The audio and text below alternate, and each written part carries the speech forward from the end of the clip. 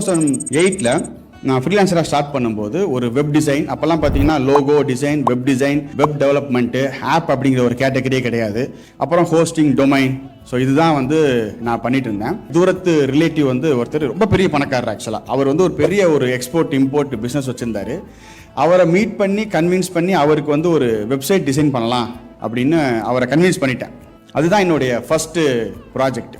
So 15,000 ரூபாய் code பண்ணேன். Entire project, development, hosting எல்லாம் சேர்த்து. அந்த 15,000 ரூபாய்க்கு நான் என்ன வாங்கலான் இருந்தேன்னா, அப்போ நான் ரொம்ப பஸ்ஸில் ட்ராவல் பண்ணிட்டுருக்கனால ஒரு செகண்ட் ஹேண்டில் ஒரு பைக் வாங்கிடலாம் அப்படிங்கிற ஒரு ஆசையில் அந்த ப்ராஜெக்டை டெவலப் பண்ணி முடித்தேன். ப்ராஜெக்டை டெவலப் பண்ணி முடிச்சுட்டு, ஏன்னா அந்த காலகட்டங்களில் ரெக்யர்மெண்ட் கலெக்ட் பண்ணுறது ஒரு பெரிய சேலஞ்சிங்காக இருக்கும். ஏன்னா அவங்களுக்கே தெரியாது அவங்களுக்கு என்ன கொடுக்குவாங்க அப்படின்னு சொல்லிட்டு, இமேஜஸ், கான்டென்ட் எல்லாமே.